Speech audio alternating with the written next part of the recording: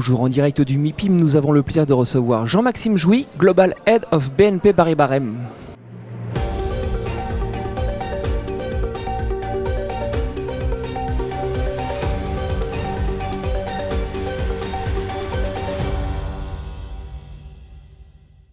Jean-Maxime, bonjour. Merci de me recevoir. Merci d'avoir accepté notre invitation. Surtout, vous avez officialisé la semaine dernière le lancement d'un pôle Healthcare and Hospitality, un pôle dirigé par Paul Daribert. Pourquoi ce choix et ça dit quoi de votre stratégie ? Alors c'est un choix en fait qui est mûri de longue date. On gère à peu près 2 milliards d'euros en cumulé entre Hospitality et Healthcare. Ce sont des classes d'actifs qu'on aime depuis longtemps. On est investisseur notamment en immobilier de santé depuis une quinzaine d'années. À titre personnel, c'est une classe d'actifs à laquelle je suis très attaché puisque j'ai été le gérant de notre premier fonds d'investissement dédié à ce sous-jacent. On a développé au fil des années un savoir-faire assez significatif qu'on a déployé d'abord sur le marché français puis sur le marché européen.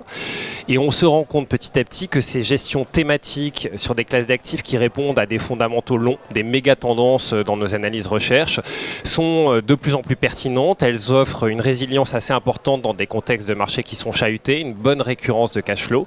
Elles sont sous-tendues notamment par des tendances démographiques. Mario Draghi disait hier dans l'opening conference du MIPIM que notamment l'industrie du loisir et du tourisme était quand même un des leviers qu'il ne fallait pas mépriser dans l'activité et le développement européen.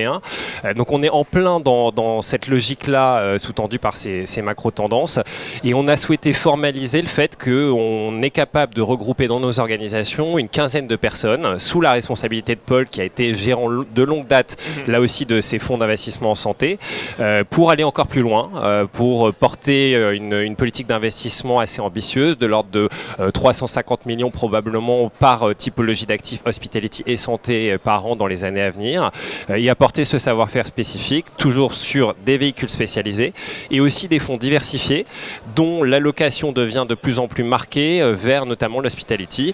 On voit bien que c'est à peu près 10% de nos encours aujourd'hui. On s'attend à ce que ça plus que double dans les quelques années à venir. Revenons à votre stratégie au sens large. Quel est le positionnement de BNP Paribas REM dans le contexte actuel ? Alors, je crois que la crise, comme souvent, nous rappelle les vertus de certains principes cardinaux qu'on a peut-être un peu pu mettre de côté dans le passé, notamment celui de la diversification. Cette diversification, on cherche à la travailler chez nous sur des classes d'actifs, et donc on vient de parler d'un exemple important, mais il y en a beaucoup d'autres. On cherche à l'adresser aussi d'un point de vue géographique, et donc le premier motto pour nous ces temps-ci, c'est d'accentuer la rotation des portefeuilles, leur diversification et la gestion active, puisque pour faire de la rotation de qualité à des conditions pertinentes pour nos clients, il faut avoir travaillé les actifs à fond et on sent bien que le nouveau paradigme dans cette période post-crise qui est en train de s'ouvrir, ça va quand même être la capacité à augmenter la génération de cash flow et donc pour ça nos équipes asset management sont vraiment à la pointe de notre ambition.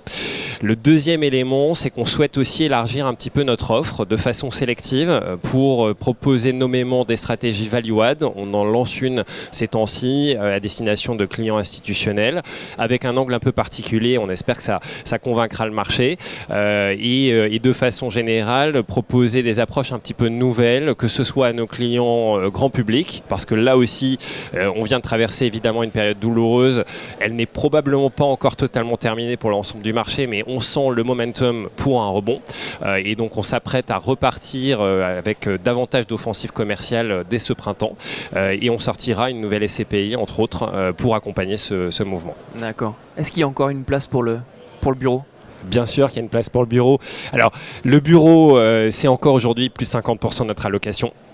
Il est clair, on ne va pas se raconter de blague, que ce poids va être amené à diminuer avec le temps, plus par l'augmentation des classes d'actifs autres que par une attrition réelle du bureau. Quand je fais une projection de nos actifs sous gestion, en réalité notre encours de bureau est à peu près appelé à être stable. Ce qui va changer en revanche, c'est la composition de ce parc de bureaux et ce qu'on en fait. Il y aura probablement des conversions et encore une fois de la rotation sélective. Je crois qu'il ne faut pas jeter le bébé avec l'eau du bain. Nos investisseurs aujourd'hui, pour certains, comprennent très bien qu'il y a un momentum intelligent pour investir en immobilier de bureau.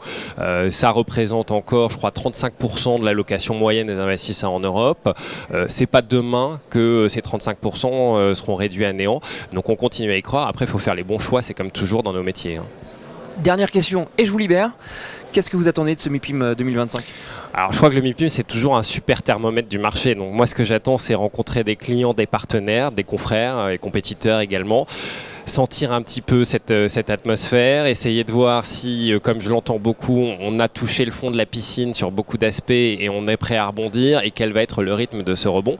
Et puis on a toujours des discussions intéressantes, souvent les plus intéressantes sont inattendues et donc c'est ça que j'aime ici à Cannes chaque année.